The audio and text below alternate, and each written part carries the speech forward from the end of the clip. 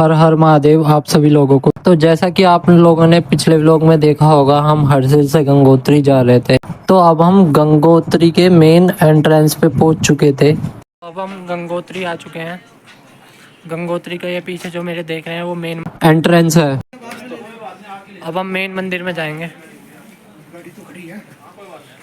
गंगोत्री के मेन मंदिर के एंट्रेंस के पास हमें यहाँ पूजा की दुकान दिखी, तो हमने यहाँ से कैन खरीदी थी जल भरने के लिए। अब हम जा रहे हैं मुख्य मेन मंदिर में।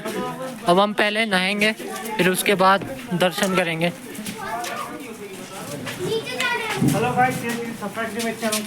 Subscribe my channel.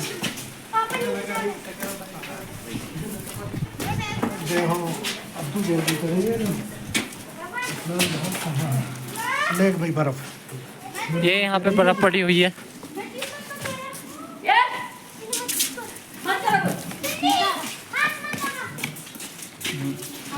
सीढ़ियों से उतर के नीचे स्नान करने के लिए जाना पड़ता है, जहाँ भागीरथी नदी है। गंगोत्री में जगह जगह पर घाट बने हुए हैं, जहाँ लोग जाके स्नान कर सकते हैं अपने आराम से। उनमें से ही ये वाला घाट है।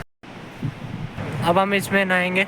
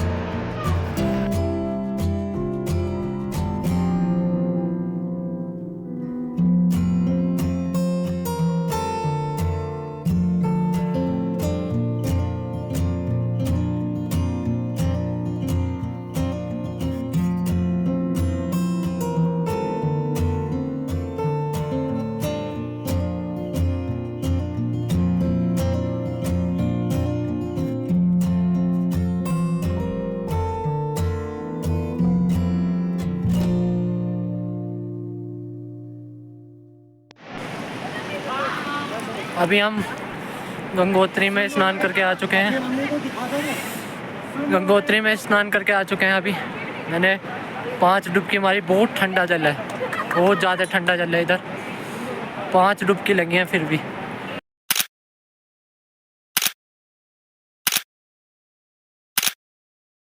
यह है गंगोत्री का मेन मंदिर।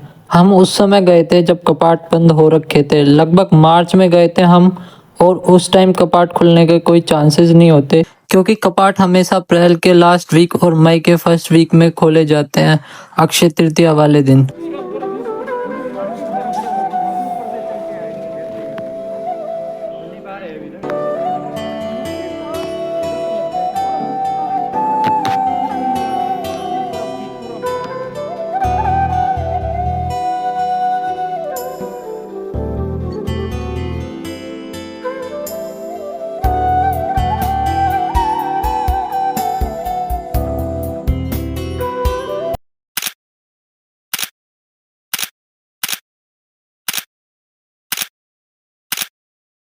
ये जो मेरे सामने आप रास्ता देख रहे हो ना, ये गोमुख ग्लेशियर के लिए जाने वाला रास्ता है।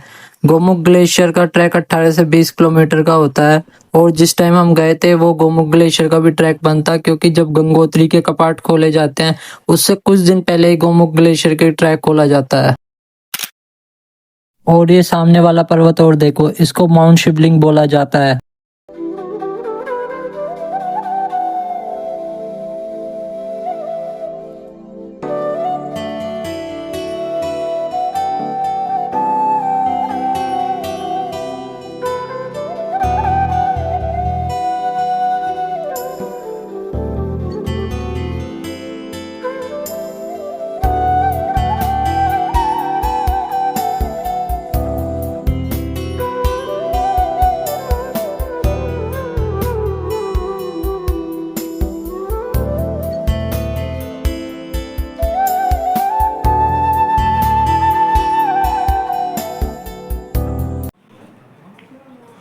अभी हम गंगोत्री मंदिर से निकल रहे हैं अब। तो टाइम हो रहा है लगभग 11:14 हो रहे हैं। अब हम जाएंगे शायद, या तो हम जाएं गंगोत्री से पांडव गुफा की तरफ, इधर की तरफ, या फिर देखते हैं जहाँ भी जाते हैं। तो जब हम गंगोत्री मंदिर से निकल रहे थे तो एक सोलो राइडर भैया मिले जिनका यूट्यूब पे चैनल भी था यूवीज यात्रा के नाम पे, और ये तमिलनाडु से आए हुए थे गंगोत्री दर्शन करने के लिए। मेरी इनसे थोड़ी बात हुई थी ट्रेवल के बारे में। इन्होंने मुझे काफ़ी सारी जानकारी दी कि कहाँ कहाँ घूमे हुए हैं ये। अलविदा कहने का समय आ चुका था गंगोत्री धाम को। इतनी शांति और सुकून वाली जगह पर जाने का मन तो नहीं कर रहा था, पर क्या करें, जाना तो पड़ेगा ना। मार्च के महीने में भी इतनी सारी बर्फ पड़ी हुई थी गंगोत्री धाम में, जो कि यहाँ की रोड भी ब्लॉक हो गई थी बर्फ के कारण। ये बर्फ हमारे आने से कुछ दिन पहले ही पड़ी थी। अगर हम जल्दी आ जाते तो हमें बर्फ देखने का मौका मिल जाता। फिर उसी दिन शाम के समय और बर्फ पड़ी थी जिस समय हम निकल गए थे। हमारे नसीब में ही नहीं थी बर्फ देखनी। अब ये देखिए आप लोग, यहाँ इतनी सारी बर्फ पड़ी हुई हैं जिसका कोई अंदाजा भी नहीं है। हमारी बाइक भी फंस गई थी इसी के कारण। यहाँ से निकल पाना भी बहुत मुश्किल हो रहा था बर्फ के कारण, पर जैसे तैसे हम लोग निकल गए।